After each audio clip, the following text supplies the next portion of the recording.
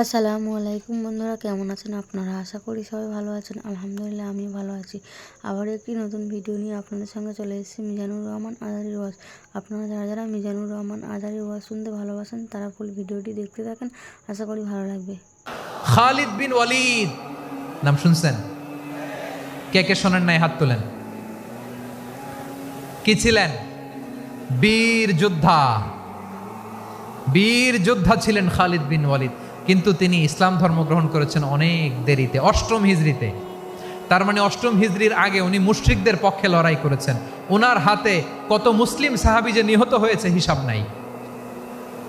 বিষ্ণুনবী target করে রাখছে, তুমি আমাদের মুসলিমদের এত ক্ষতি করলা, তুমি যখন মুসলমান হবা তোমার দিয়ে আমি এমন কাম করামু যে এটা আর কেউ করতে পারবে না। খালিদ বিন ওয়ালিদ রাদিয়াল্লাহু তাআলা অষ্টম হিজরিতে মুসলিম হয়েছেন, মক্কা বিজয়ের আগে।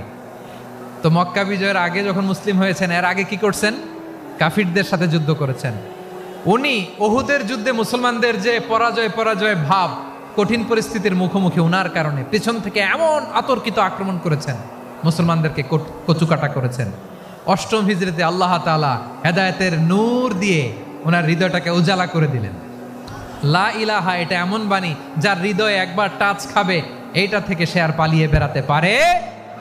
ঝিনুকের ভেতর লুকিয়ে থাকে যেমন মতি, ঝিনুকের ভেতর লুকিয়ে থাকে যেমন মতি, কলমা শাহাদাতে আছে আল্লাহর জ্যোতি, কলমা শাহাদাতে আছে আল্লাহর জ্যোতি।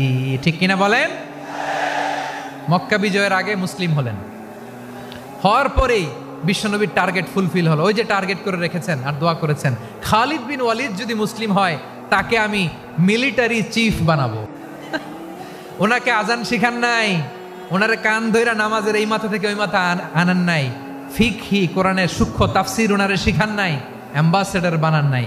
বিষ্ণু ইসলাম উনাকে সামরিক অভিযানে প্রেরণ করেছেন। সামরিক অভিযানে তিনি প্রেরণ করেছেন। উনার জীবদ্দশায় উনার নেতৃত্বে যতগুলো যুদ্ধ হয়েছে, একটা যুদ্ধেও তিনি পরাজয় বরণ করেন নাই। ওমরে ফারুকের সময়কালে তিনি চিফ অফ মুসলিম মিলিটারি, মানে মুসলিম সেনাপতি হয়েছেন। যশোর আওয়াজ করো, ঠিক কিনা বলো? সেনাপতি, মুসলিম সেনাপতি। তাহলে কিভাবে হিউম্যান রিসোর্স ব্যবহার করতে হয় গোটা বিশ্ব আমার নবীর কাছ থেকে শিখে নাও। খালিদ বিন ওয়ালিদ, ওনাকে বিশ্বনবী একটা উপাধি দিয়েছেন। উপাধিটা হচ্ছে সাইফুল্লাহিল মাসলুল, আল্লাহর নাঙ্গা তরবারি, আল্লাহর খোলা তরবারি, দ্য ওপেন সোর্ড অফ আল্লাহ। খালিদ বিন ওয়ালিদ মুসলিম সেনাপতি। হাসান বিন সাবেত নাম শুনছেন? দেখি উনি কি ছিল বলেন। রাসূলের সভা কবি, কালচারাল হিজিমনিকে ডিফিট করার জন্য। উনি ভালো অস্ত্র চালানো জানতেন না, ওই কাজে উনি যেতেন না। ওনার ছিল কাব্য প্রতিভা। কাব্য প্রতিভা, কাফিররা কবিতা দিয়ে নবীকে গালি দিত। বিশ্বনবী বলতেন, ইয়া হাসান আজিব আন রাসূলিল্লাহ, তুমি নবীর হয়ে কাফেরদের এই কথাগুলোর জবাব দাও। বিশ্বনবীর একটা মিম্বার ছিল। বিশ্বনবীর মিম্বারের পাশাপাশি মসজিদে নববীতে এই হাসান বিন সাবেতের জন্য বিশ্বনবী একটা স্পেশাল মিম্বার বানিয়ে দিয়েছেন। এখান থেকে তুমি জবাব দাও। এবং বিশ্বনবী বলেছেন, আল্লাহুম্মা আইয়িদহু বিরূহিল কুদুস, আল্লাহ হাসান আমার পক্ষে জবাব দেয়, তুমি জিব্রাইল মারফত তাকে সাহায্য পাঠাইয়া দিও। রাসূল সাল্লাল্লাহু আলাইহি ইসলামের সভা কবি, the poet of the prophet, নবীর কবি। উনি কবিতা দিয়ে এমন উচ্চাঙ্গের ভাষায় কবিতা দিয়ে তিনি জবাব দিতেন, কাফিরদের গা শিহরে যেত, তাদের হৃদয়ে আগুন ধরে যেত। তাহলে এরকম কবিরও দরকার আছে না নাই? এখন যাকে আল্লাহ দিছে কাব্য প্রতিভা, এরা যদি আপনি যুদ্ধের ময়দানে পাঠান হবে? যারে দিছে সুরেলা গলা, এরা যদি অ্যাম্বাসেডর বানান হবে না। হাসান বিন সাবেত ছিলেন বিষ্ণু ইসলামের কবি। হুযায়ফা ইবনুল ইয়ামান বিশ্বনবীর গোয়েন্দা বিভাগের প্রধান। কিসের প্রধান?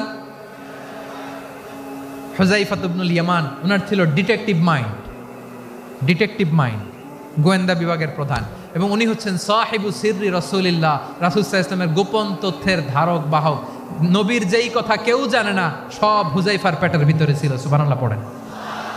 মদিনার যত ইহুদিদের একটা লিস্ট ছিল, এই লিস্ট শুধু দুইজন জানতো, বিশ্বনবী আর হুযায়ফা। সুবহানাল্লাহ পড়বেন না? তাহলে উনাকে কোন দায়িত্ব দিছে? কোন বিভাগ?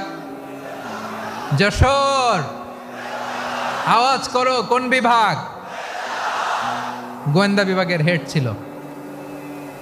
খন্দকের যুদ্ধে প্রচন্ড আজকের মতো শৈত্য প্রবাহ, মাটি খনন করতে করতে সাহাবীদের পেটে ক্ষুধা নাই, দাঁড়াইতে পারে না নামাজের জন্য, এত ক্লান্ত, ক্ষুধা, ক্লান্ত, শ্রান্ত। বিশ্বনবী বললেন, কে আছো এই কঠিন শীত, এই ভয় আর ক্ষুধার মধ্যেও খন্দকের পরীক্ষার টপকে শত্রু শিবিরে যে আমাকে তথ্য দিবা, কে আছো? কারো গায়ে শক্তিই নাই যে দাঁড়াবে, কেউ দাঁড়ায় না।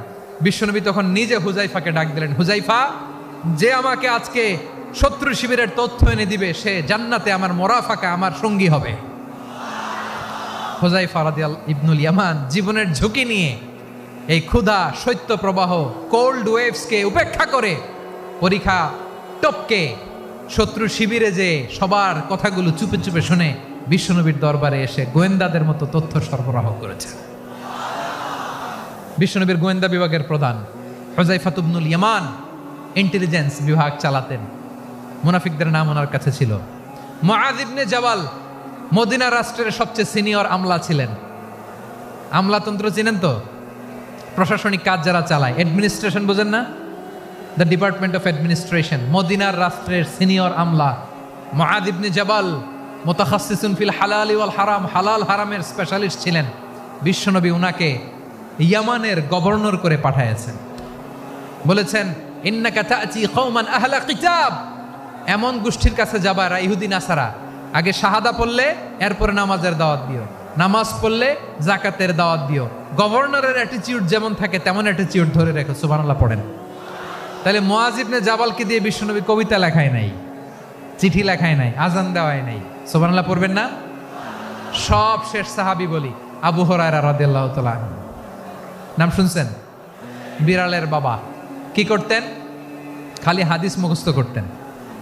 উনি বলতেন, আলজামু রাসূলুল্লাহ আলা মিল ইবাতনি, আমার শুধু পেটের ক্ষুধার বন্দোবস্ত হইলে আমি নবীর সঙ্গ ছাড়তাম না। আমার আনসার সাহাবারা ক্ষেত খামারের কাজ করতো, আমার মুহাজির সাহাবারা ব্যবসা করতো, আর আমি নবীর সাথে সাথে থাকতাম। শুধু সকাল বিকাল দুই বেলা যদি আমার খাবারের বন্দোবস্ত হয় আমি আর নবীর লক ছাড়ি না। সুবহানাল্লাহ কইবেন না? 5374টা হাদিস তিনি বর্ণনা করেছেন। সবচেয়ে বেশি হাদিস বর্ণনাকারী সাহাবী।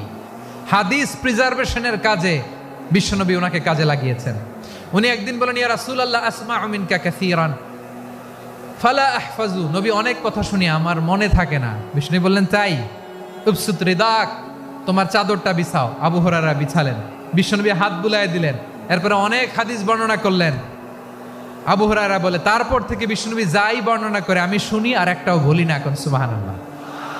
বিশ্বনবী ওনাকে হাদিস প্রিজার্ভেশন, নবীর এই যে লক্ষ্য হাদিস প্রিজার্ভেশনের এই দায়িত্ব দিয়েছেন সাইয়েদনা আবু হুরায়রা রাদিয়াল্লাহু তাআলা আনহুকে।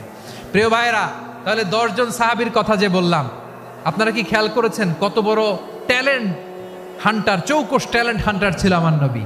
এক একজনের এক এক ট্যালেন্ট এক এক কাজে অ্যাসাইন করেছেন, এক একজনকে এক এক দায়িত্ব দিয়েছেন, এক একজনের প্রতিভাকে এক একভাবে বিকশিত হওয়ার সুযোগ দিয়েছেন। আওয়াজ করে বলেন ঠিক কি না? এখন আমার পর্দার আড়ালে আমার মায়েরা বলবে, এতগুলো পুরুষ সাহাবীর কথা বললো, নারী সাহাবীরা কি কিছু করে নাই? হ্যাঁ, একজন নারী সাহাবীর কথা বলে মোনাজাত হবে, দোয়া ছাড়া কেউ যাব না।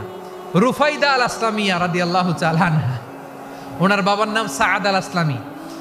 বিশ্বনবী কি খেয়াল করলেন দেখেন, সাআদ ছিল মদিনার বড় ডাক্তার। এই নারী সাহাবী রুফাইদা বাবার কাছ থেকে চিকিৎসা বিদ্যা শিখেছেন। যখন শিখছে বিশ্বনবী দেখলেন, আমার তো প্রতি সপ্তাহে সপ্তাহে যুদ্ধে আহত সাহাবীদের সেবা দিবে কে?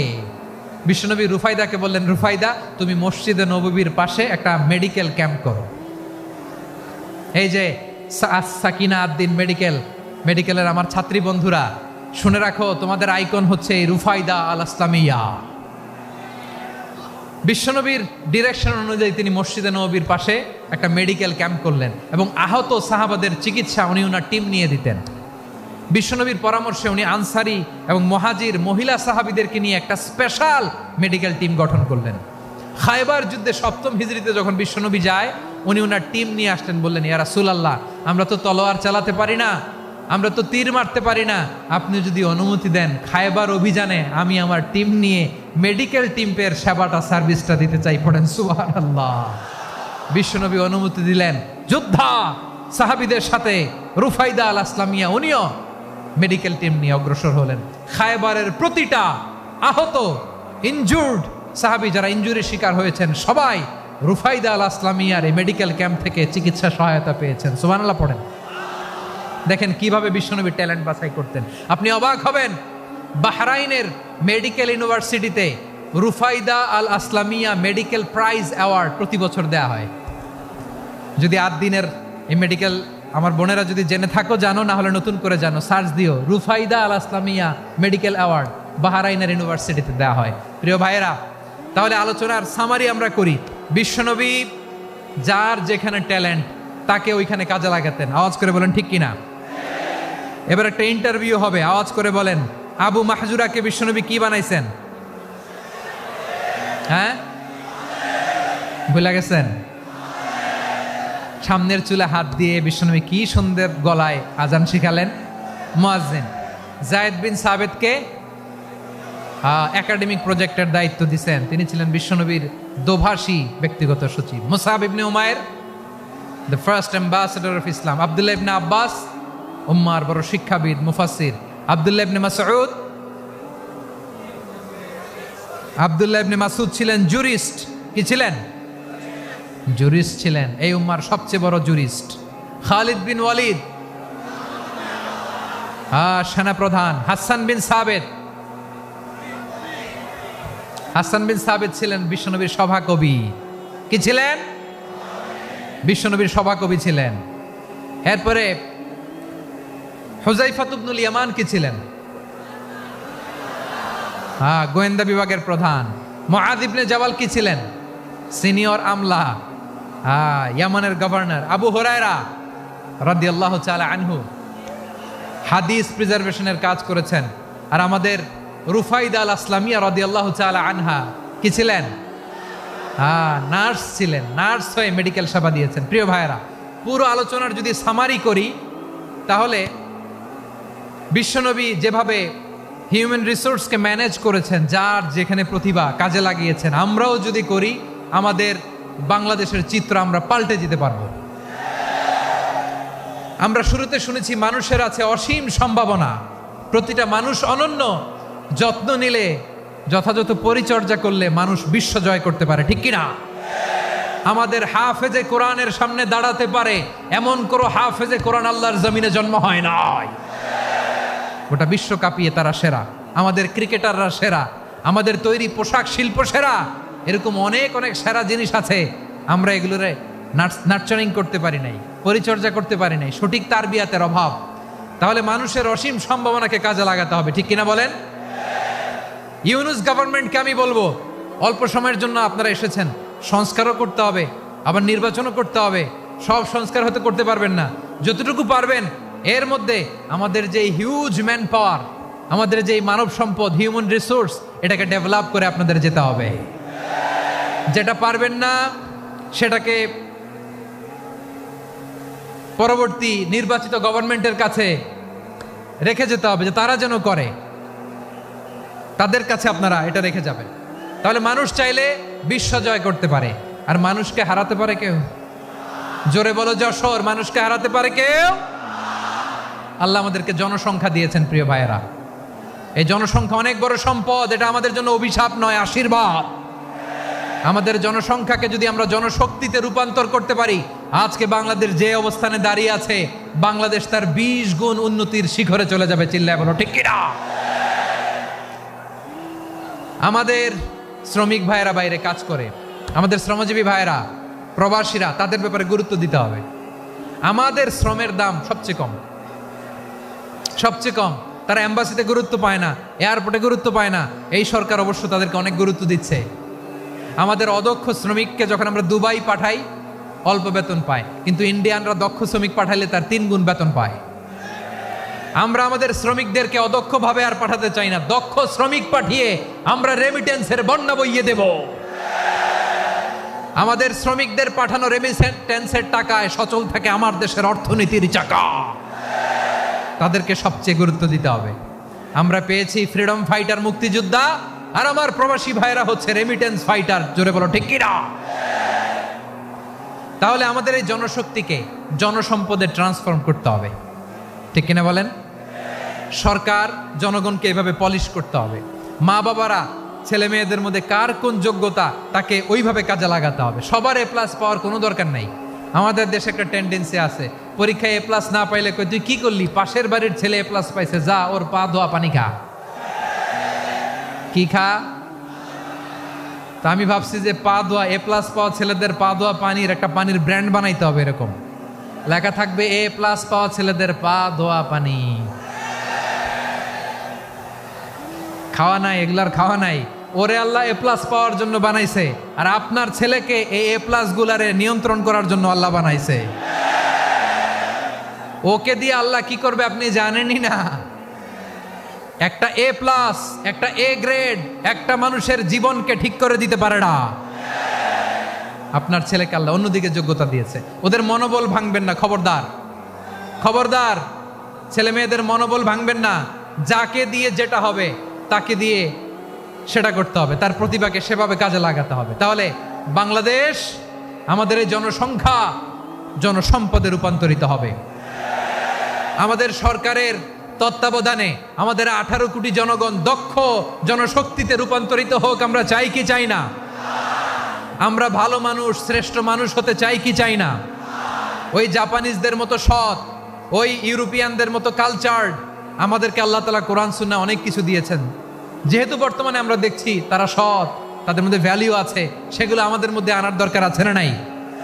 এই ইসলাম নিয়ে আমরা সংসদ ভবন সাজাবো, রাজি আছি না নাই? শেকড় ভুলে যাওয়া যাবে না। আমরা ধাপে ধাপে শারিয়া আইনের দিকে যাব ইনশাআল্লাহ, কিন্তু জঙ্গিবাদ দিয়ে নয়, কট্টর পন্থা দিয়ে নয়। আমরা ইন্টেলেকচুয়ালি, গ্রাজুয়ালি, ধাপে ধাপে শারিয়া আইনের দিকে মুভ করব ইনশাআল্লাহ। বলো লিল্লাহি তাকবীর। এদেশের আসল পরিচয় সবাই বলে না, আওয়াজ করে, এদেশের আসল পরিচয়। এদেশে আজান শুনে সূর্য ওঠে শহর গ্রামে, এদেশে আজান শুনে সূর্য ডুবে সন্ধ্যা নামে, এদেশে সকল কাজে সবাই বলে বিসমিল্লাহ, এদেশে ভালো কিছু দেখে শুনে হাসি মুখে সবাই বলে মাশা আল্লাহ। সুবহানাল্লাহ সুবহানাল্লাহ সুবহানাল্লাহ সুবহানাল্লাহ সুবহানাল্লাহ সুবহানাল্লাহ সুবহানাল্লাহ সুবহানাল্লাহ।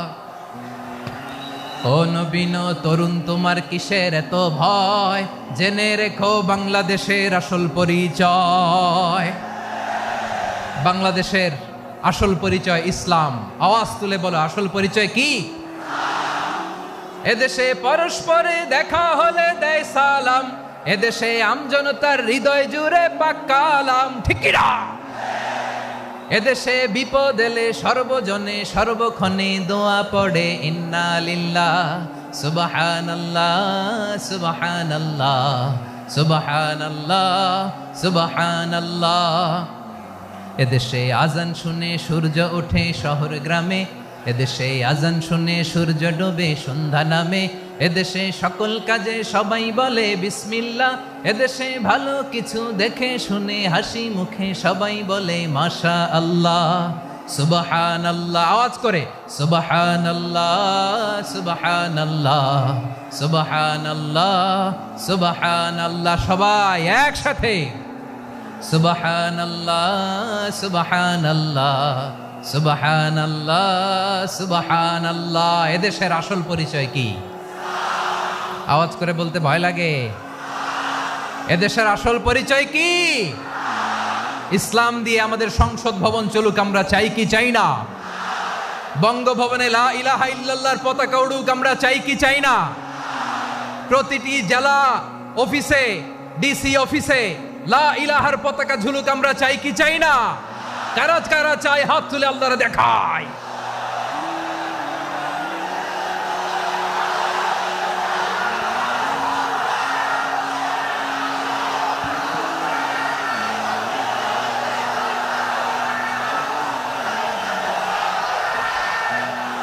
মাশাআল্লাহ, মাশাআল্লাহ, মাশাআল্লাহ, মাশাআল্লাহ।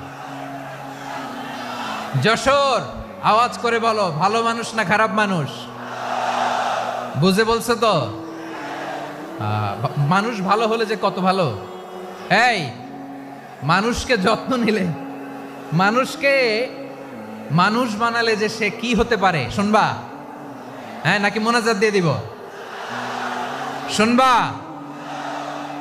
তাহলে থামতে হবে। থামো, আমি যখন বলবো থামো থামো, তাকবীরের সময় দিলে তাকবীর, থামো থামো।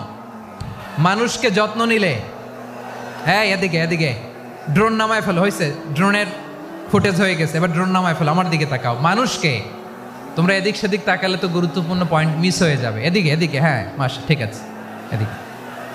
মানুষকে যত্ন নিলে মানুষের মধ্যে যারা কি পটেনশিয়াল রেখেছে। আমি জাপানের দুইটা উদাহরণ দেই। জাপানের 2022 সালে জাপানের সাথে জার্মানির খেলা, ফিফা ওয়ার্ল্ড কাপ 2022।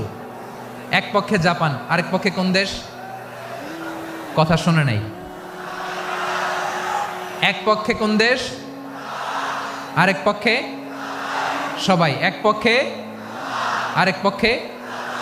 ওই খেলায় জিতেছিল জাপান, জিতেছিল 22 সালের এই ফিফা ওয়ার্ল্ড কাপে। জাপান ফুটবল খেলায় জিতে, as a part of their celebration তারা খেলার পরে পুরো স্টেডিয়ামটারে ক্লিন করে। The fan base of Japan, lakh lakh মানুষ খেলা দেখতে যায়, তো এত ডাস্টবিনও তো নাই।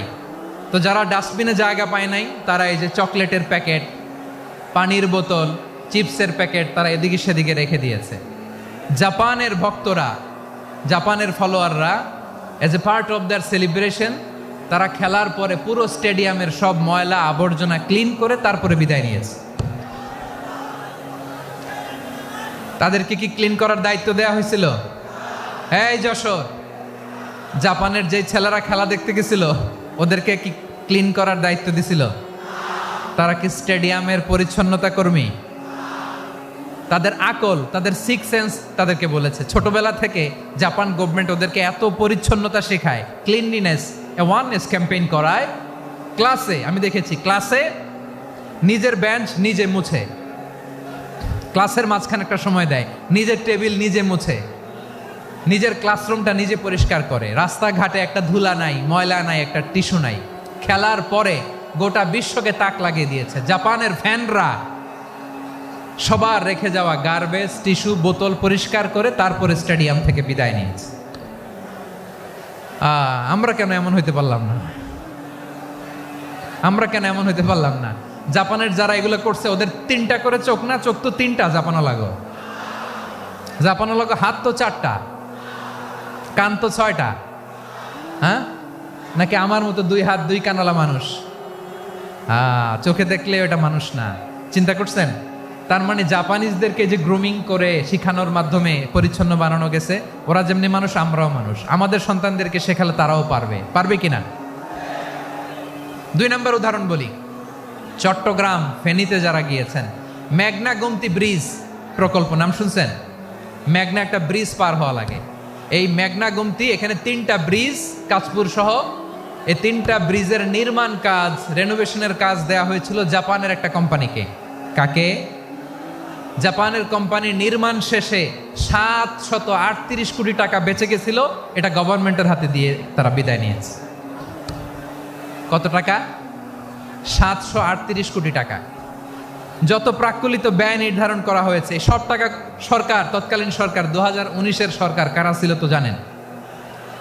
এই 2019-এর সরকার তাদেরকে দিয়েছে। তারা রিনোভেশন নির্মাণ শেষে 738 কোটি টাকা অতিরিক্ত বেঁচে গেছিল, এটা আবার গভর্নমেন্টের হাতে বুঝাই দিয়ে তারা বিদায় নিচ্ছে। আমরা কেন এমন হইতে পারলাম না? জাপানের ওরাও মানুষ, আমরাও মানুষ। তার মানে মানুষে মানুষে পার্থক্য আছে না নাই? আচ্ছা, জাপানের 2টা উদাহরণ দিলাম, এবার আমার দেশের 2টা উদাহরণ দিব না? বাংলাদেশের 2টা উদাহরণ দিই। 1 নম্বর উদাহরণ, গত সপ্তাহে আপনারা জানেন কক্সবাজার আমার একটা প্রোগ্রাম ছিল, তো হেলিকপ্টারে গিয়েছিলাম। ফেনী জেলা যখন পার হচ্ছি, আমি দেখলাম 3টা উইন্ডমিল। উইন্ডমিল চিনেন তো?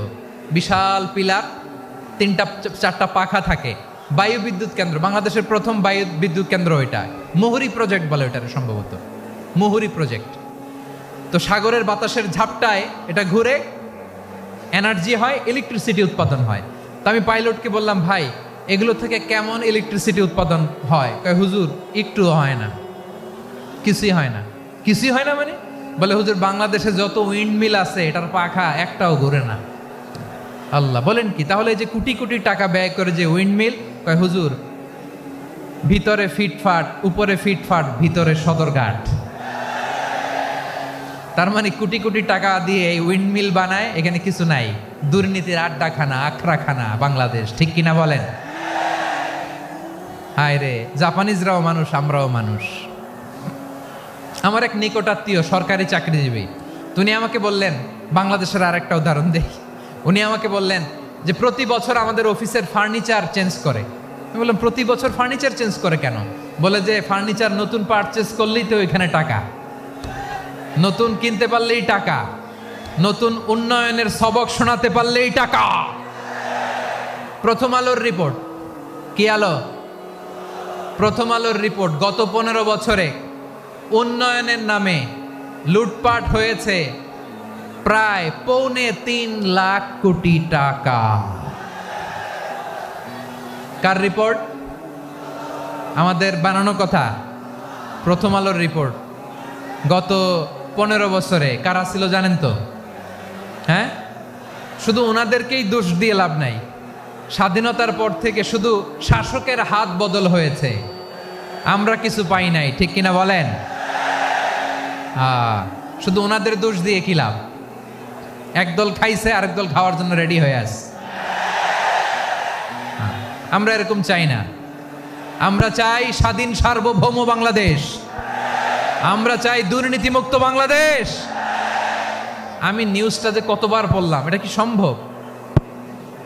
3.25 লাখ কোটি টাকা লুটপাট, মানে লুটপাট করতে করতে এদেশের জনগণকে ফুটপাতে বসায় দিচ্ছে। প্রিয় ভাইয়েরা, তাহলে জাপানের মানুষও মানুষ, আমরাও মানুষ। সিদ্ধান্ত আপনার, কোন মানুষ হবেন, ভালো মানুষ না খারাপ মানুষ? আজকের আলোচনার বিষয় হচ্ছে মানব সম্পদের উন্নয়ন, হিউম্যান রিসোর্স ডেভেলপমেন্ট।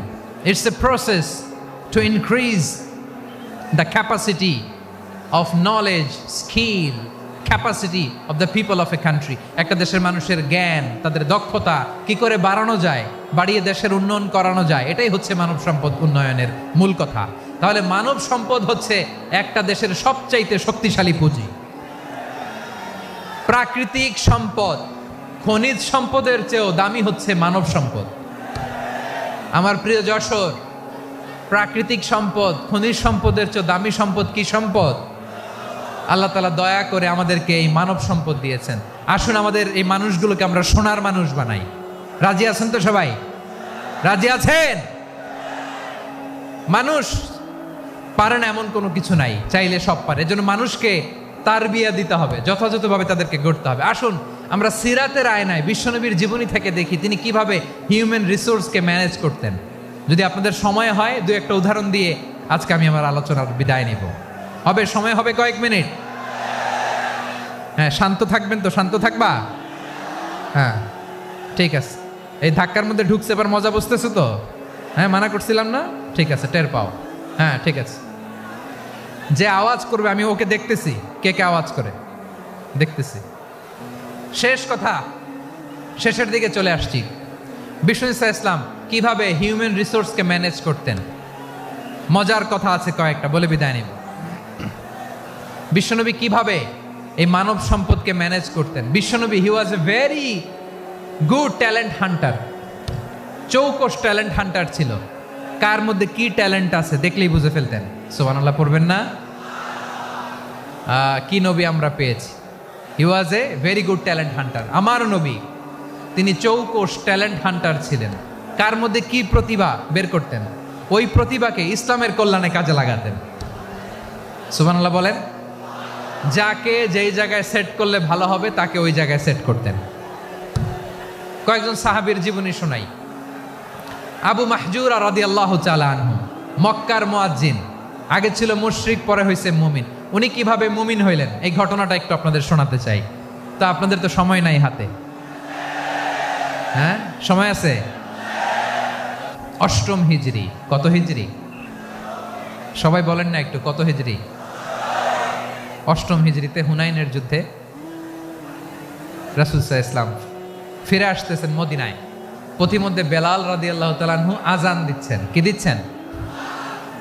তো পাশে ছিল মুশরিকদের একটা পল্লী, কিছু মুশরিক তরুণ, কিছু অমুসলিম কিশোর, তারা আজানকে ব্যঙ্গ করতেছে। আমাদের বাংলায় মুখ ভেঙ্গানো বলে আর কি। বেলাল রাদিয়াল্লাহু তাআলা আনহু আজান দিচ্ছেন, ওই বাচ্চাগুলো মুশরিক, তো ওরা আজানকে ব্যঙ্গ করতেছে, বিকৃতি করে ওরাও আজান দিচ্ছে। উদ্দেশ্য হচ্ছে আজানকে নিয়ে ঠাট্টা করা। উদ্দেশ্য কি? ঠাট্টা করা। ব্যাপারটা মনে কষ্ট পাওয়ার মতো ব্যাপার না? কিন্তু বিশ্বনবী ওইখানে দেখেন কি খুঁজলেন। বিশ্বনবী খেয়াল করলেন অমুসলিম কিশোরদের মধ্য থেকে একটা কিশোরের গলাটা বড় দরাজ গলা, কণ্ঠটা বড় সুন্দর। খেয়াল করে দেখলেন যে কিছু কিশোর বেলালের আজানকে ব্যঙ্গ করে, বিকৃতি করে, কিন্তু একজনের কণ্ঠ দেখতে পাচ্ছেন না এত দূরে, কিন্তু কণ্ঠটা বড় সুন্দর, দরাজ গলা। বিশ্বনবী সাহাবীদেরকে বললেন, ধরো এগুলারে, ধরো।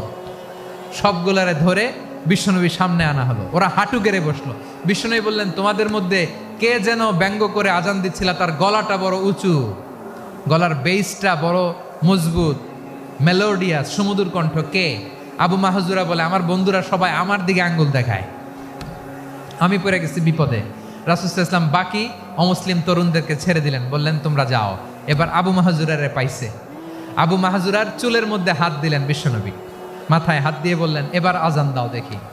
আবু মাহজুরা বলে, আমি তো আজান দিতে জানি না, কারণ আমি তো বেলালেরটা শুইনা দিছি, আমার তো মুখস্থ নাই, আমি তো আজান দিতে জানি না। বিশ্বনবী বললেন, জানো না? তাহলে আসো, আমি তোমারে শিখাই দেই। সুবহানাল্লাহ পড়েন। আবু মাহজুরা হাঁটু গেড়ে বসে, বিশ্বনবীর মোবারক হাত আবু মাহজুরার চুলের মধ্যে।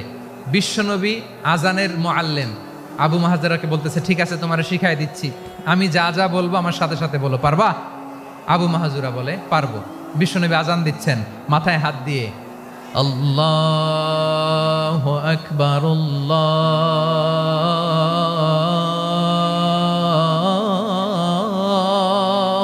আকবার। আবু মাহজুরা এই বাক্যটা পড়লেন। বিশ্বনবী দ্বিতীয় বাক্য পড়তে আরম্ভ করলেন, আল্লাহু আকবার,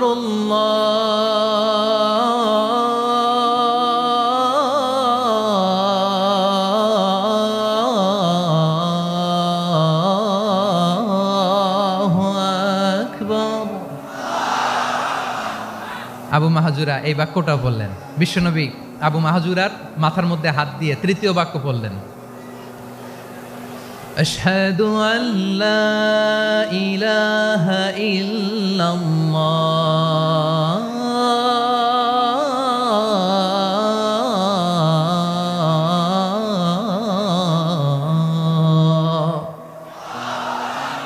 আবু মাহজুরা তৃতীয় বাক্য পড়লেন। বিশ্বনবী একটা বাক্য পরে আবু মাহজুরা পরে, বিশ্বনবী পরে আবু মাহজুরা পরে। আবু মাহজুরা কিন্তু অমুসলিম, মুশরিক। আবু মাহজুরা বলে, এক একটা বাক্য পড়ি আমার কলিজাটা গলে ঠান্ডা হয়ে যায়। এতদিন মোহাম্মদকে গালি দিতাম, এখন মোহাম্মদ আমার মাথায় যখন হাত রাখছে আমার সারা শরীর ঠান্ডা হয়ে গেছে। বিশ্বনবী আজান শিখাচ্ছেন, একটা একটা বাক্য পড়ে আবু মাহজুরাও পড়ে, বিশ্বনবী পড়ে, আবু মাহজুরাও পড়ে।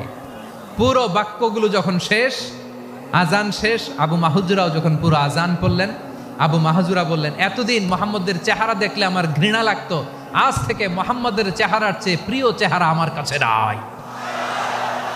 আবু মাহজুরা বললেন, ও মুহাম্মদ, আজানের বাক্য তো আপনি আমারে শেখালেন, এখানেই শেষ করবেন না, আপনি আমারে পড়ায় দেন, লা ইলাহা ইল্লাল্লাহু মুহাম্মাদুর রাসূলুল্লাহ সাল্লাল্লাহু আলাইহি ওয়াসাল্লাম। বিশ্বনবীর সাথে দাঁড়িয়ে উনি শাহাদা পড়ে মুসলমান হয়ে গেলেন। এবার আবু মাহজুরা বলে, ইয়া রাসূলুল্লাহ, ইয়া হাবিবাল্লাহ, আমি মুমিন হয়েছি, মুসলমান হয়েছি,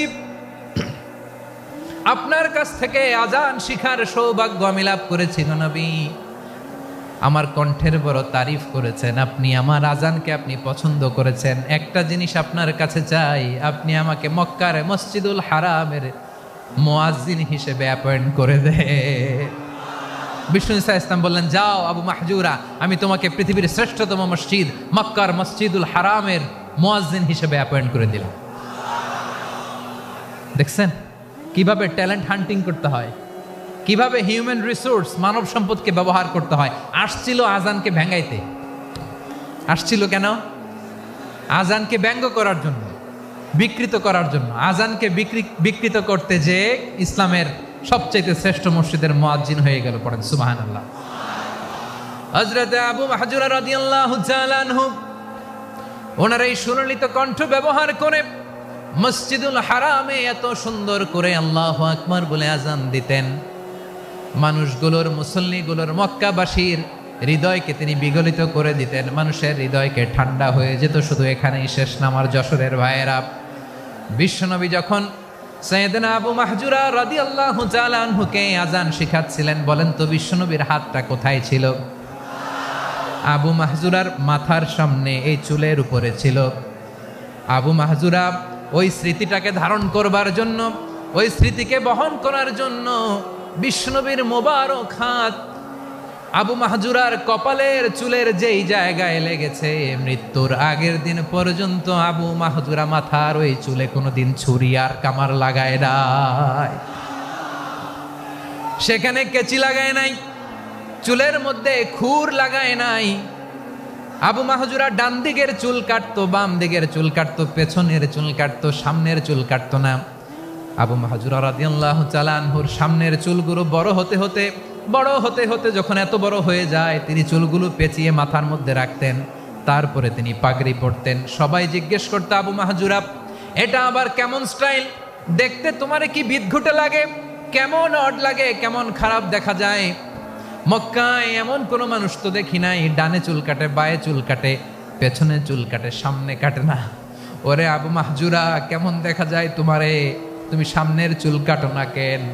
আবু মাহজুরা বলে, আমি হাঁটু গেড়ে পেয়ারা নবীর সামনে বসেছিলাম, আমার এই মাথার চুলের মধ্যে মোবারক হাত লাগিয়ে বিশ্বনবী নিজে আমাকে আজানের প্রতিটা বাক্য শিক্ষা দিয়েছেন। বিশ্বনবীর মোবারক হাত, পবিত্র হাত আমার মাথার চুলের যেই জায়গায় লেগেছে, আমি চাই ওই চুলগুলা নিয়ে আমি আমার কবরের ভিতরে যাব। সাইয়েদনা আবু মাহজুরা রাদিয়াল্লাহু তাআলা আনহু ইন্তেকালের আগের পর্যন্ত মাথার সামনের চুলগুলা কাটে নাই। মাথার সামনের চুল তিনি কাটেন নাই। সুবহানাল্লাহি বিহামদি। কেমন ভালোবাসতেন বিশ্বনবী সাহাবীদেরকে, সাহাবারা কেমন ভালোবাসতেন বিশ্বনবীকে। সামনের চুলগুলো বড় হতে হতে এত বড় ছিল, পেঁচিয়ে রেখে পাগড়ি পরতেন, কাটতেন না। নবীর হাত লেগেছিল। সুবহানাল্লাহ পড়েন। তাহলে what is the lesson? Moral of the story কি? মোরাল অফ দ্য স্টোরি হচ্ছে, আসছিল আজানকে ব্যঙ্গ করার জন্য, বিকৃত করার জন্য, হয়ে গেল মসজিদুল হারামের মুয়াজ্জিন। দেখেন বিশ্বনবী একটা খারাপ সিচুয়েশনের মধ্যে থেকে কি ভালো জিনিস বের করে আনলেন। আমি যে শুরুতে বলেছি কিভাবে তিনি হিউম্যান রিসোর্সকে ডেভেলপ করেছেন, ম্যানেজ করেছেন। তিনি যে চৌকস ট্যালেন্ট হান্টার ছিল, দেখেন সবার মধ্যে থেকে এর বাছাই করে মুয়াজ্জিন বানাই দিয়েছেন। সুবহানাল্লাহ পড়েন। তার মানে এই না সবাইরে ধরে ধরে উনি মুয়াজ্জিন বানাইছেন। যার যেই ট্যালেন্ট আছে তাকে ওই কাজে অ্যাসাইন করেছেন। যার যেই প্রতিভা আছে তার প্রতিভাকে ইসলামের কাজে লাগিয়েছেন। সুবহানাল্লাহ পড়েন। যায়েদ বিন সাবিত রাদিয়াল্লাহু তাআলা আনহু নাম শুনেছেন? যশোর কথা বেরোয় না। যদি জায়গায় সালমান খানের নাম শুনছেন, সবাই হাত তুলবে, জি হুজুর শুনছি, মানে সব দেখা শেষ। সালমান খান, আমির খান, অমুক খান, সব খান মুখস্থ, কিন্তু যায়েদ বিন সাবিতের নাম মুখস্থ নাই মুসলমানদের। যেই সাহাবী মাথার সামনের চুল কাটে নাই, মসজিদুল হারামের মুয়াজ্জিন বানাইছেন বিশ্বনবী, সাহাবীর নাম কি? খায়া ফেলাইস, স্লোগানের সাথে খায়া ফেলাইস। আবু মাহজুরা। কি নাম? আবু মাহজুরা আল জুমাহি রাদিয়াল্লাহু তাআলা আনহু। এই নামটা আজকে নিয়ে যাইতে হবে যশোর। আবু মাহজুরা রাদিয়াল্লাহু তাআলা আনহু। 2 নম্বরে বলছিলাম যায়েদ বিন সাবিত রাদিয়াল্লাহু তাআলা আনহু। বিশ্বনবী দেখলেন মদিনার এই আনসারী সাহাবী হাইলি ট্যালেন্টেড, ইন্টেলেকচুয়াল, মেরিটোরিয়াস, জ্ঞানের প্রতি তার আকর্ষণ, মারাত্মক আকর্ষণ। বিশ্বনবী তাকে দায়িত্ব দিলেন, কোরআন যা নাজিল হয় তুমি লিখো, কাতিবুল ওয়াহি বানায় দিলেন। সুবহানাল্লাহ। যায়েদ বিন সাবেতরে আবার আজান শিখান নাই, কারণ তার মধ্যে বিশ্বনবী প্রতিভা দেখেছেন, একাডেমিক প্রতিভা। বিশ্বনবীর একাডেমিক প্রজেক্টগুলো তিনি হ্যান্ডেল করতেন। যায়েদ বিন সাবেত ছিল বিশ্বনবীর ব্যক্তিগত সচিব। কি ছিল? ব্যক্তিগত সচিব, বোঝেন নাই? বিশ্বনবীর ব্যক্তিগত সচিব এবং দোভাষী। ইহুদিরা কিছু লিখে দিলে এটার অর্থ বিশ্বনবীরে বুঝায় দিতেন, আবার ইহুদিদের কাছে কিছু লিখতে হলে তিনি লিখে দিতেন। বিশ্বনবী একদিন বললেন, ইন্নী ওয়াল্লাহি মা আমানু ইয়াহুদা আলা কিতাব। ইহুদিরা যে চিঠি পাঠায় অর্থ তো বুঝি না, আরেক ইহুদি আইনে অর্থ করা লাগে। আবার ইহুদিদের কাছে কিছু লিখে পাঠাইতে চাইলে আমরা তো লিখতে পারি না, ইহুদিরে দিয়ে লেখা লাগে। ওরা যে পয়রা শোনায় লিখে দেয়, আমি ওদের বিশ্বাস করি না, আমার নিজের একজন লোক দরকার। বিশ্বনবী এই যায়েদ বিন সাবেতকে চুজ করলেন ল্যাঙ্গুয়েজের জন্য।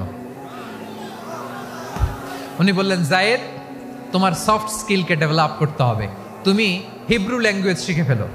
যায়েদ বিন সাবেত বলল, বিশ্বনবীর মোটিভেশন আর ইন্সপিরেশন পেয়ে আমি 15 দিনে ইহুদিদের এই হিব্রু ল্যাঙ্গুয়েজ শিখে ফেললাম। শুধু শিখে ফেললাম না, হাত্তা হাদিকতু, even I became master in the language. এই ভাষা আমি পারদর্শী হয়ে গেলাম। এরপরে ইহুদিরা চিঠি লিখে পাঠালে আর কোনো ইহুদি ডাকা লাগতো না, আমি নবীর এটার অর্থ শুনে পরে বুঝায় দিতাম। আবার ইহুদিদের কাছে চিঠি লেখা লাগলে আমি যায়েদ বিন সাবেত চিঠি লিখে দিতাম। সুবহানাল্লাহ। দেখেন, এত সাহাবীর মধ্য থেকে বিশ্বনবীর একাডেমিক প্রজেক্ট, ব্যক্তিগত সচিব, দোভাষী হিসেবে তিনি যায়েদ বিন সাবেতের মতো তরুণকে নির্বাচিত করেছেন। কেমন ট্যালেন্ট হান্টার ছিল আমার নবী। সুবহানাল্লাহ পড়বেন না? বিশ্বনবীর ইন্তেকালের পরে সাইয়েদনা আবু বকর রাদিয়াল্লাহু তাআলা আনহু যখন খলিফা হয়ে আসলেন, কোরআনকে সংকলনের দায়িত্ব দেয়া লাগবে, কোন সাহাবীকে দিবেন? সব সাহাবারা মিলে পরামর্শ করলেন। সাইয়েদনা আবু বকর, উমর সবাই মিলে এই বিশাল কোরআন সংকলনের গুরু দায়িত্ব বিশ্বনবীর ব্যক্তিগত সচিব, বিশ্বনবীর দোভাষী, বিশ্বনবীর সিলেক্ট করাই লোক যায়েদ ইবনে সাবেত রাদিয়াল্লাহু তাআলা আনহুকে দিয়েছে। কোরআনের কপি তো আজকে এখানে রাখে নাই। এই যে আজকের যে কোরআন পড়েন, এটা আগে এরকম ছিল না। কোরআন নাজিল হলে সাহাবারা চামড়ার, ওটের চামড়ায় লিখে ফেলতো, ওটের চ্যাপ্টা হাড্ডির মধ্যে লিখে ফেলতো, গাছের গুড়ির মধ্যে লিখে ফেলতো, বিভিন্ন জনের কাছে ছড়ানো ছিটানো ছিল। আবু বকর রাদিয়াল্লাহু তাআলা আনহু একসাথে করলেন, পরবর্তীতে উসমান রাদিয়াল্লাহু তাআলা আনহু একসাথে করলেন। 114 সূরার এখন এই মুসহাফ, এই কম্পাইলেশন, এই কপি আমরা পেয়েছি, যার হিউজ কন্ট্রিবিউশন ছিল। এই পুরো কোরআন কম্পাইলেশনের প্রজেক্ট ম্যানেজার ছিল যায়েদ বিন সাবেত রাদিয়াল্লাহু তাআলা। কোরআন কম্পাইলেশনের প্রজেক্ট ম্যানেজার। দেখেন, উনারে মাথায় হাত দিয়ে আজান শিখায় নাই। সুবহানাল্লাহ কইবেন না? তাহলে প্রথম সাহাবী আবু মাহজুরাকে মুয়াজ্জিন বানাইলেন, যায়েদ বিন সাবেতকে ব্যক্তিগত সচিব আর দোভাষী বানালেন, মুসআব ইবনে উমাইর রাদিয়াল্লাহু তাআলা আনহুকে ইসলামের প্রথম অ্যাম্বাসেডর বানালেন।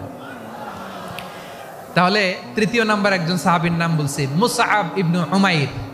মুসআব কি নাম? He was the first ambassador in Islam. ইসলামের প্রথম ডিপ্লোমাট, প্রথম কূটনৈতিক, ইসলামের প্রথম কূটনৈতিক, ইসলামের প্রথম ডিপ্লোমাট, প্রথম অ্যাম্বাসেডর মুসআব ইবনে উমাইর। মক্কার তরুণ যুবক, উনি পারফিউম লাগাইলে মানুষ দেখলেই বুঝতো এটা মুসআব লাগাইছে। এমন ড্যাশিং ফেসের ছিল, এমন স্মার্ট ড্যাশিং ফেস, এমন পার্সোনালিটির মানুষ ছিল মুসআব রাদিয়াল্লাহু তাআলা আনহু। কারণ যিনি ইসলামের স্পোকম্যান হবেন, মুখপাত্র হবেন, তার স্মার্ট হওয়ার দরকার আছে না নাই? আকাবার প্রথম শপথ যখন হলো, তাদের সাথে বিষ্ণু ঈসা ইসলাম মদিনাতে একজন মুখপাত্র পাঠালেন, ডিপ্লোমাটকে পাঠালেন, অ্যাম্বাসেডর অফ ইসলাম। তিনি হচ্ছেন মুসআব ইবনে উমাইর। পড়েন সুবহানাল্লাহ। বিশ্বনবী দেখলেন সে অনেক স্মার্ট, তার ডেডিকেশন আছে, সিনসিয়ারিটি আছে, এবং মদিনায় যে আউস খাজরাজ গোত্রের নেতাদের সাথে ডিল করতে হবে, ইহুদিদের সাথে ডিল করতে হবে, ওখানে একজন পাক্কা জানু খেলোয়াড়ের দরকার আছে না নাই? মুসআব ইবনে উমাইর রাদিয়াল্লাহু তাআলা আনহু, ওনাকে বিষ্ণু ঈসা ইসলাম চুজ করলেন। এবং বিষ্ণু ঈসা ইসলামের এই চুজিংটা, এই সিলেকশনটা এত সুন্দর ছিল, তিনি মদিনাতে যে বিশ্বনবী আসার আগেই মদিনার জমিনকে তিনি উর্বর করে ফেলছেন। প্রতিটা ঘরে ঘরে কালিমার দাওয়াত তিনি পৌঁছায় দিয়েছেন। জুমার বিধান নাজিল হয়েছে, কিন্তু মক্কায় পরিবেশ নাই জুমা পালনের। বিষ্ণু ঈসা ইসলাম একজনকে দিয়ে খবর পাঠালেন, যাও মদিনায় মুসাবকে যে বলো, মুসাব তো আমার শিক্ষক, আমার স্পোকম্যান, মদিনাতে যেন তারা জুমা কায়েম করে। বিশ্বনবীর আগেই মুসাব মদিনার মুসলিমদেরকে নিয়ে মদিনায় প্রথম জুমা কায়েম করে ফেলছে। কোন সুবহানাল্লাহ। ডিপ্লোম্যাটদের কেমন হইতে হয়, অ্যাম্বাসেডারের কেমন হইতে হয়, মুসাব রাদিয়াল্লাহু তাআলা আনহুর কাছ থেকে শিখে নাও। মুসাব নামটা কেমন লাগে? যশোর যাদের সন্তান হবে, ছেলে সন্তান, আমার রাস্তায় পাইলে সবাই জিজ্ঞেস করে, হুজুর একটা নাম দেন, আমার ছেলে হবে। যশোরবাসীর জন্য আমি একটা নাম দিয়ে দিলাম, নাম রাখতে হবে মুসাব। কি নাম? নামটা যাদের ভাল লাগে, ছেলে সন্তান অনাগত আসবে, মনে চাইলে নাম রেখে দিবেন মুসাব রাদিয়াল্লাহু তাআলা আনহুর নামে মুসাব। তাহলে মুসাব রাদিয়াল্লাহু তাআলা আনহুকে বিশ্বনবী ল্যাঙ্গুয়েজ শিখান নাই, সফট স্কিল শিখান নাই। জায়েদ রাদিয়াল্লাহু তিনি হিব্রু ল্যাঙ্গুয়েজ শিখেছেন, সুরিয়ানি শিখেছেন, কিন্তু মুসাবকে তিনি বানিয়েছেন the spokesman of Islam, the first diplomat, the ambassador of Islam. সুবহানাল্লাহ পড়বেন না? আব্দুল্লাহ ইবনে আব্বাস রাদিয়াল্লাহু তাআলা আনহু বিশ্বনবীর কাজিন, চাচাতো ভাই। আবার মাইমুনা রাদিয়াল্লাহু তাআলা আনহু, মাইমুনা নবীর স্ত্রী, তিনি ছিলেন আব্দুল্লাহর আপন খালা। তো নবীর বউ যদি ওনার খালা হয়, নবী তার কি? বুঝে নাই, নবী তার কি? খালু। তাহলে সম্পর্ক অনেক গভীর, কাজিন আবার খালু। ছোট্ট মানুষ, তাই রাতে মাঝে মাঝে ঘরে থাকতো। বিশ্বনবী দেখলেন আব্দুল্লাহ যেহেতু আমার ঘরে ঢুকতে পারে, আব্দুল্লাহরে এই উম্মতের বড় শিক্ষাবিদ বানাইতে হবে। কথা বোঝে নাই? আব্দুল্লাহকে কি বানাইতে হবে? শিক্ষাবিদ, এডুকেটর অফ দিস উম্মাহ, এই উম্মার শিক্ষাবিদ বানাইতে হবে। তাই আব্দুল্লাহ ইবনে আব্বাসকে বিশ্বনবী হাতে কলমে শিক্ষা দিয়েছেন। আব্দুল্লাহ ইবনে আব্বাস রাদিয়াল্লাহু তাআলা আনহু, মনোযোগ দিয়ে কয়েকটা মিনিট শুনুন, আমি এখনই শেষ করে দিচ্ছি, এরপর আওয়াজ করবে। এই যে এগুলো কি আমি বুঝলাম না। আমি বললাম না সব করা যাবে, বসে যাও, শুয়ে যাও, চলে যাও, আওয়াজ করা যাবে না।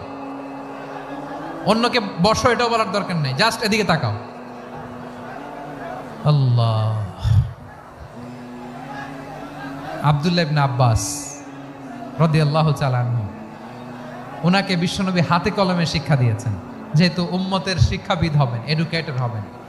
তো বিশ্বনবী রাতে যখন তাহাজ্জুদ পড়তেন, ছোট্ট আব্দুল্লাহ ঘরে থাকতো। বুঝতে পেরেছেন? ছোট্ট মানুষ তো ঘরে থাকতো। তো বিশ্বনবী তাহাজ্জুদের জন্য একবার দাঁড়িয়েছেন, ছোট্ট আব্দুল্লাহ ওযু করে দাঁড়াইছে। আচ্ছা বলেন তো, ইমাম আর মুসল্লি মোট যদি দুইজন হয়, একজন ইমাম একজন মুসল্লি, তো মুসল্লি ইমামের কোন দিকে দাঁড়াবে? ডানে দাঁড়াবে। ছোট্ট আব্দুল্লাহ বুঝে নাই, বিশ্বনবী তাহাজ্জুদ শুরু করেছেন, উনি ইক্তেদা করছেন আর দাঁড়াইছেন বায়ে। কোথায় দাঁড়িয়েছেন? আব্দুল্লাহ বলেন, যখন আমি বায়ে দাঁড়ালাম, আখাযা রাসূলুল্লাহ সাল্লাল্লাহু আলাইহি ওয়াসাল্লাম উযুনি আল ইউমনা ইয়াফতিলুহা, বিশ্বনবী নামাজরত অবস্থায় আমার কান ধরে টেনে আমার ডান দিকে এনে দাঁড় করায় দিলেন। পড়েন সুবহানাল্লাহ। দেখেন হাতে কলমে শিক্ষা। আর জীবনে ভুল হবে? কথা কয় না, আর ভুল হবে? আর ভুল হবে না। এভাবে বিশ্বনবীর অনেক সঙ্গ পেয়েছেন, সফর করেছেন, একই বাহনে বসেছেন, এক বাহনে বসে লম্বা নাসিহত করেছেন, বলেছেন, ইয়া গোলাম ইহফাদিল্লাহ ইয়াহফাজকা, ইহফাদিল্লাহ তাজিদহু তুজাহাক, ইযা সাআলতা ফাসআলিল্লাহ ওয়া ইযা ইসতাআনতা ফাসতাইন বিল্লাহ। আল্লাহর বিধান মানো, আল্লাহর বিধান রক্ষা করো, আল্লাহ তোমায় রক্ষা করবে। আব্দুল্লাহ, চাইতে হলে আল্লাহর কাছে চাও, সাহায্য চাইতে হলে আল্লাহর কাছে সাহায্য চাও। মনে রাখো, গোটা বিশ্বের সবাই যদি তোমার সাহায্য করতে চায়, ততটুকুই করতে পারবে যতটুকু আল্লাহ তোমার নসিবে রেখেছে। গোটা বিশ্ব যদি তোমার বিরুদ্ধে ষড়যন্ত্রে দাঁড়িয়ে যায়, ক্ষতি ততটুকু করতে পারবে যতটুকু তোমার জন্য বরাদ্দ আছে, এর বাইরে কিছু করতে পারবে না। আওয়াজ করে বলেন ঠিক কিনা? এভাবে হাতে কলমে শিখিয়েছেন, বিশ্বনবীর সঙ্গ পেয়েছেন। ওনাকে বিষ্ণু ইসলাম শিক্ষাবিদ, এডুকেটর অফ দিস উম্মাহ হিসেবে সিলেক্ট করেছেন, হাতে কলমে শিখিয়েছেন। বিশ্বনবী একবার প্রকৃতির ডাকে সাড়া দিয়ে এসেছেন। এখন কি করতে হবে? নামাজের জন্য ওযু করতে হবে। বিশ্বনবী এসেই দেখেন ওযুর বদনায় পানি ভরা, খুশি হয়ে গেলেন, বললেন, কে রেখেছে পানি? একজন বলল, আব্দুল্লাহ রেখেছে। বিশ্বনবী অত্যন্ত খুশি হলেন, খুশি হয়ে একটা দোয়া করলেন, বললেন, আল্লাহুম্মা ফাক্কিহু ফিদ্দীন ওয়া আল্লিমহু তা'ওয়ীল। আল্লাহ, তুমি আব্দুল্লাহকে দ্বীনের বুঝ দিও আর কোরআনের তাফসীর শিক্ষা দিও। বিশ্বনবীর এই দোয়া এমন লাগছে উনি রঈসুল মুফাসসিরিন, এই পৃথিবীতে যত মুফাসসির ছিল, যত মুফাসসির আসবে, সকল মুফাসসিরের সম্রাট হিসেবে স্বীকৃত হয়েছেন। আব্দুল্লাহ ইবনে আব্বাস, বিশ্বনবী ওনারে আজান শিখান নাই, বিশ্বনবী ওনারে ল্যাঙ্গুয়েজ শিখান নাই, বিশ্বনবী ওনারে অ্যাম্বাসাডর বানান নাই, হাতে কলমে শিক্ষা দিয়েছেন। ছোট্ট মানুষ, বিশ্বনবী ইন্তেকাল করলেন, আবু বকরের সময় গেল, ওমরে ফারুকের খেলাফত, তখনও তিনি তরুণ। ওমরে ফারুক রাদিয়াল্লাহু তাআলা আনহু ওনার ক্যাবিনেট মিনিস্ট্রির বৈঠকে এই আব্দুল্লাহ ইবনে আব্বাসকে পাশ দিয়ে বসায় রাখতেন। বয়স্ক সাহাবারা এটা পছন্দ করতো না, তারা বলতো ঘটনা কি, আব্দুল্লাহর মতো ছেলে নাতি আমাদের আছে, এরা কেন রাখে ওমরে ফারুক? ওমরে ফারুক এটা টের পেলেন, তিনি বুঝতে পারলেন যে ক্যাবিনেট মেম্বাররা এটা পছন্দ করে না, ছোট্ট আব্দুল্লাহরা কেন রাখি, কেন যে রাখি এটা একদিন বুঝাবো। একদিন মিটিংয়ে তিনি সবাইকে বললেন, ইদা জাআ নাসরুল্লাহি ওয়াল ফাতহ। এই আয়াত দ্বারা উদ্দেশ্য কি বলেন তো মুরব্বী সাহাবীরা? এক সাহাবী বলেন, এই সূরা দ্বারা উদ্দেশ্য, আল্লাহ বলেছেন আমাদেরকে বিভিন্ন ল্যান্ড, বিভিন্ন এলাকা বিজয় করতে হবে। ওমরে ফারুক বললেন, না, হয়নি। আরেকজন বললেন, বিজয় হওয়ার পর আমাদের বেশি বেশি আল্লাহর বরত্বের ঘোষণা দিতে হবে, এটা উদ্দেশ্য। ওমরে ফারুক বললেন, না, হয়নি। যারা জিজ্ঞেস করেন কেউ পারে না। সব শেষে বিশ্বনবী ছোট্ট আব্দুল্লাহরে বলেন, আব্দুল্লাহ, ইদা জা নাসরুল্লাহি ওয়াল ফাত, এর দ্বারা উদ্দেশ্য কি বলো তো? ছোট্ট আব্দুল্লাহ বলেন, হুয়া আজালু রাসূলিল্লাহ। এই আয়াত দ্বারা বিশ্বনবীর বিদায়কে উদ্দেশ্য নেওয়া হয়েছে। ওমরে ফারুক বললেন, হাদা হুয়া, এটাই তো সঠিক উত্তর, এটাই সঠিক তাফসীর এই আয়াতের। কারণ ইদা জা নাসরুল্লাহি ওয়াল ফাত, যখন আল্লাহর সাহায্য আর বিজয় আসবে, ওয়া রাআইতান নাসা ইয়াদখুলুনা ফি দীনিল্লাহি আফওয়াজা, আপনি দেখবেন দলে দলে, ঢলে ঢলে, বানের পানির মতো মানুষ ইসলামের দিকে ঢুকতেছে, ইসলামের বিজয় হয়েছে। তো ইসলামের বিজয়ের মিশন নিয়ে নবী আসছে, বিজয়ী যখন হয়ে গেছে, এখন তো নবীর বিদায় হবে। জোরে বলেন ঠিক কিনা? কোন সাহাবী এই সূক্ষ্ম কথাটা ধরতে পারে নাই, ওই আব্দুল্লাহ ছাড়া। আব্দুল্লাহ যখন উত্তর দিছে, সব সাহাবীদের টনক নড়েছে। এরপর থেকে কোনো ক্যাবিনেট মিটিং এ আর কোনো সাহাবারা কোনো প্রশ্ন করে নাই, আওয়াজ করে পড়েন সুবহানাল্লাহ। আব্দুল্লাহ ইবনে আব্বাসকে দ্য এডুকেটর অফ দ্য উম্মাহ, উম্মার শিক্ষাবিদ হিসেবে গ্রহণ করেছেন। আওয়াজ করে পড়তে হবে আল্লাহু আকবার। সাহাবীদের নামগুলো মনে থাকবে। এক নম্বরে আবু মাহজুরা, মুয়াজ্জিন বানাইছেন। যায়েদ ইবনে সাবিত, দোভাষী, ট্রান্সলেটর অফ প্রফেট, এবং তিনি ছিলেন বিশ্বনবীর ব্যক্তিগত সচিব। Musab ibn Umair, the first ambassador and diplomat of Islam. Abdullah ibn Abbas, এই উম্মার সবচেয়ে বড় এডুকেটর, শিক্ষাবিদ। আরেকজন ছিল আব্দুল্লাহ ইবনে মাসউদ রাদিয়াল্লাহু তাআলা। দুই আব্দুল্লাহ, আব্বাস গেল, আরেকজন হচ্ছে মাসউদ। মক্কার তরুণ, ছাগল পালতো মুশরিকের। বিশ্বনবী আর আবু বকর রাদিয়াল্লাহু তাআলা আনহু একবার গেলেন, যে দেখে এই তরুণ দাঁড়ায় আছে। বিশ্বনবী বলেন, আমি খুব ক্ষুধার্ত, তোমার কাছে কি দুধ আছে ছাগলের? আব্দুল্লাহ ইবনে মাসউদ বলে, আছে। ওয়ালাকিন আনা মুতামান, কিন্তু যে দুধ আছে এটা আমানতের, আমি দিতে পারবো না। বিশ্বনবী এইটা শুনেই তারা টার্গেট করে ফেলছে। ভিডিওটি ভালো লাগলে একটি লাইক, কমেন্ট ও শেয়ার করে পাশে থাকবেন বন্ধুরা। যারা যারা শেষ পর্যন্ত ভিডিওটি দেখেছেন তাদের জন্য অনেক অনেক ভালোবাসা থাকলো বন্ধুরা। আর নতুন নতুন ভিডিও পেতে চ্যানেলটিকে সাবস্ক্রাইব করে পাশে থাকবেন বন্ধুরা। ভালো থাকবেন, ধন্যবাদ।